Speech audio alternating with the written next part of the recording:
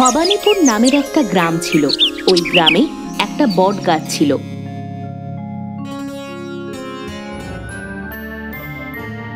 ওই বট গাছটাকে সবাই ভুতুড়ে গাছ বলতো, কারণ ওই গাছ থেকে কোনো এক মহিলার চিৎকারের আওয়াজ পাওয়া যেত।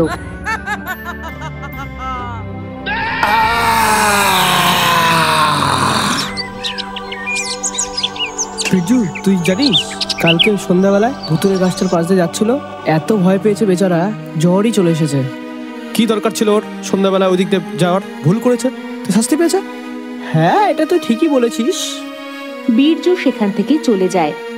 হঠাৎ রাতের বেলায় তার ছেলে গলুর শরীর খুব খারাপ হয়ে যায়। শুনুন না, তাড়াতাড়ি যান আর গলুর জন্য ওষুধ নিয়ে আসুন। হ্যাঁ, সে তো যাবই, কিন্তু এই সময় কিন্তু গ্রামের মধ্যে ওষুধ পাবো না, আমাকে অনেক দূর যেতে হবে। হ্যাঁ তো যান না, নয়তো ওর শরীর আরো বেশি খারাপ হয়ে যাবে। বীরজু মাঝরাতে ওষুধ আনার জন্য বেরিয়ে পড়ে। আরে রাস্তার মধ্যে গাছ ভেঙে পড়ে আছে, সামনে যাবো কি করে? কিন্তু যেতে তো হবেই, সে যে করেই হোক। বীরজু সেখান থেকে বেরোনোর অনেক চেষ্টা করতে থাকে, কিন্তু বেরোতে পারে না। এই রাস্তাতে যাওয়া খুবই মুশকিল। এখন তো একটাই রাস্তা তাহলে আছে, ভুতুড়ে গাছের পাশ দিয়ে। বীরজু ভয়ে ভয়ে সামনে এগোতে থাকে। আজ সকালে তো শ্যামের কথা শুনলাম, আমার সাথে আবার ওরকম না হয়ে যায়। বীরজু ভুতুড়ে গাছের কাছে আসে। জয় হনুমান জ্ঞান গুণ সাগর। বীরজু হনুমান চালিসা পড়তে পড়তে সামনে এগোতে থাকে। ঝোপঝাড় থেকে কিছু আওয়াজ আসে। হে ভগবান বাঁচাও। বীরজু দৌড়তে দৌড়তে সেখান থেকে পালায় আর ওই রাস্তাটা পার করে নেয়। বেঁচে গেছি রে, খুব জোর বেঁচে গেছি। ওষুধ নিয়ে বীরজু ফেরার পথ ধরে। হে ভগবান, আমাকে আর একবার বাঁচিয়ে দাও, তারপর আমি আর কোনোদিন এই রাস্তায় আসবো না। বীরজু ভুতুড়ে গাছের পাশ দিয়ে যেতে থাকে। ভূত পিশাচ নিকট নাই আবে, মহাবীর যাব নাম শোনাবে। তখন হঠাৎই ওই গাছ থেকে এক মহিলার কান্নার আওয়াজ আসতে থাকে। বাঁচাও, কেউ আমাকে বাঁচাও, বাঁচাও। আওয়াজ শুনে বীরজু ভয়ে কাঁপতে থাকে। হে ভগবান, এটা তো ভূতনি, ভাগো। বীরজু সেখান থেকে পালিয়ে যায় আর বাড়িতে পৌঁছয়। আরে কি হয়েছে আপনার? আজকে আমি একটুর জন্য বেঁচে গেলাম সেই ভূতনির থেকে। এই আপনি কি বলছেন? পুরো ঘটনাটা বলুন না। আরে ভুতুড়ে গাছের ভূতনির থেকে বেঁচে গেছি। হে ভগবান, তাহলে আপনি গেলেনই বা কেন?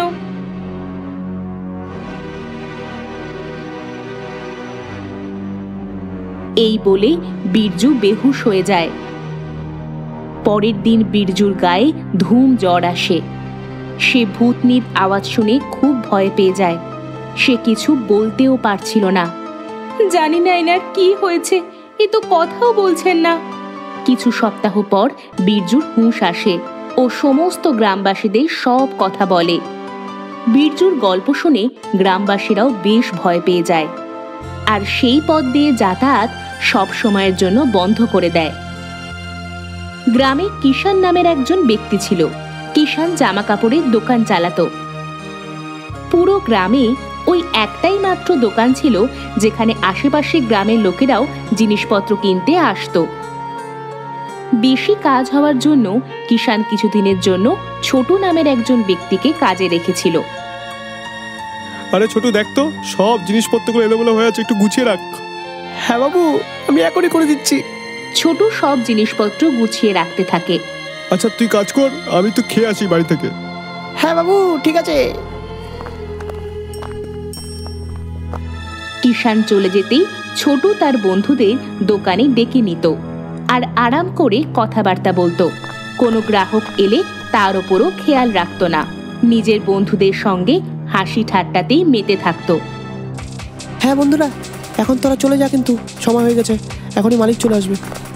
ছোটুর বন্ধুরা চলে যায়। কিষান আবারও দোকানে ফিরে আসে। কিরে ছোটু, কোনো খরিদ্দার আসেনি? না মালিক, এখনো কেউ খরিদ্দার আসেনি, আমি তো কখন থেকে অপেক্ষা করছি। আর এই জিনিসপত্রগুলো গুছালি না? হ্যাঁ হ্যাঁ মালিক, এখনই হয়ে গেছে, আরেকটু। আচ্ছা ঠিক আছে, তাড়াতাড়ি হাত চালা। এইভাবে ছোটু প্রতিদিনই কিষান চলে যেতেই তার বন্ধুদের দোকানে ডেকে নিত। গ্রাহকেরা এলেও তাদেরকে ভাগিয়ে দেওয়া হতো। কি রে ছোটু, খরিদ্দার এসেছিল? না মালিক, আজকেও আসেনি, হয়তো আসবে। একদিন এক গ্রাহকের সঙ্গে কিষানের রাস্তায় দেখা হয়। আরে আপনি কেমন আছেন? অনেকদিন পর দেখা হলো। আমি তো ভালো আছি। আরে আজকাল আপনি আসছেন না দোকানে জিনিসপত্র নিতে? আরে কিছুদিন আগে তো আপনার দোকানে গিয়েছিলাম, কিন্তু ছোটু আপনার দোকানে কয়েকটা ছেলের সাথে বসেছিল, বললো পরে আসতে, মালিক নাকি বলেছে যখন উনি থাকবেন তখনই খরিদ্দারকে জিনিসপত্র দেখাতে। না আমি তো এরকম কিছু বলিনি, আর ছোটু তো দোকানে একাই থাকে। আচ্ছা আমি দেখছি ব্যাপারটা। পরের দিন কিষান খাবার খাওয়ার জন্য ঘরে আসে।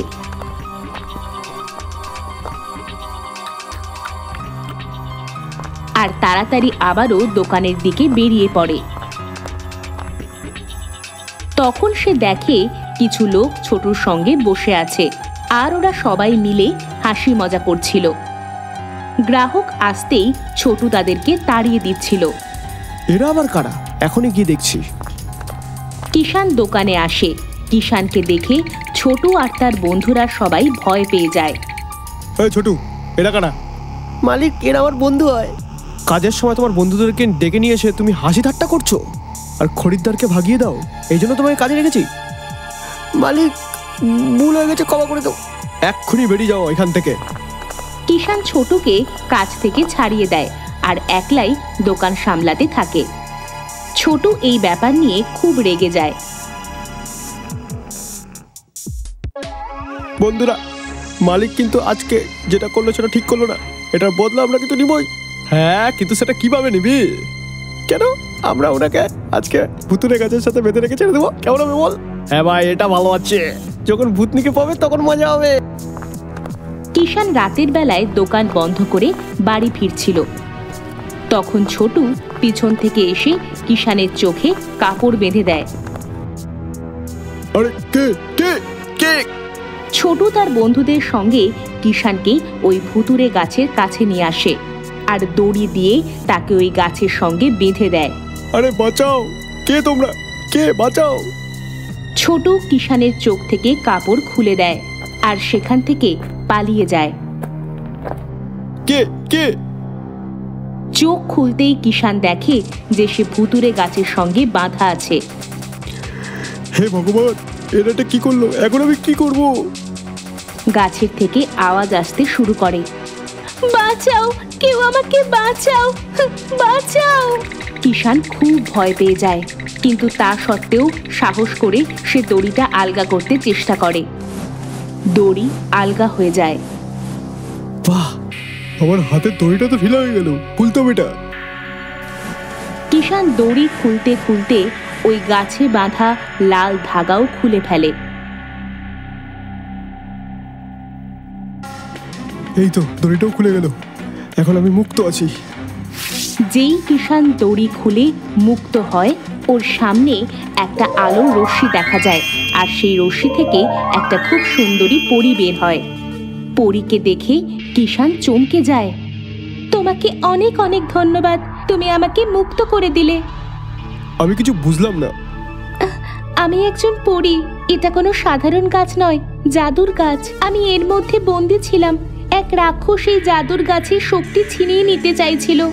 আমি এমনটা করতে দিতে চাইছিলাম না, এই জন্য আমি ওই রাক্ষসের সঙ্গে লড়াই করেছিলাম। কিন্তু শেষে ওই রাক্ষস চালাকি করেছিল আর আমাকে এই জাদুর গাছের সঙ্গে বন্দী করে রাখে। সে বলে, যদি এই জাদুর গাছ তোমার কাছে এতই প্রিয়, তাহলে এর সঙ্গে সারা জীবন থাকো। কিষান তার গল্পটা পরীকে শোনায়। আমি তো শুধু দড়িটা খুলছিলাম, হয়তো দড়ি খুলতে খুলতে লাল ধাগাও খুলে গেছে এবং তুমি মুক্ত হয়ে গেছো। হ্যাঁ, এই লাল ধাগার সাহায্যেই ওই রাক্ষস আমাকে গাছে বন্দী করেছিল। এই বলে পরী সেখান থেকে অদৃশ্য হয়ে যায়। তখন জাদুর গাছ বলে, তোমার জন্য আমি আবার শক্তি ব্যবহার করতে পারবো। বলো তুমি কি চাও? আমি শুধু এটাই জানতে চাই, আমার সাথে এসব কে কে করলো? ঠিক আছে, তুমি যাও, কাল সকালে এখানে আসবা।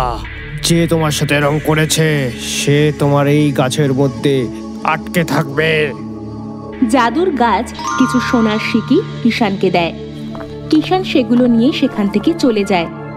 ওই রাতে জাদুর গাছ নিজের শক্তি দিয়ে ছোটু আর তার বন্ধুদের নিজের দিকে টেনে নেয়। আরে বাঁচাও বাঁচাও, আরে বাঁচাও, কেউ আমাকে বাঁচাও। পরের দিন সকালে যখন কিষান সেখানে আসে তখন দেখে ছোটু আর তার সব বন্ধুরা ওই জাদুর গাছে ঝুলে রয়েছে। ওদের দেখে কিষান হয়রান হয়ে যায়। এই সব তোমরা করেছো সব, এখন তোমরা বাঁচতে পারবে না আর।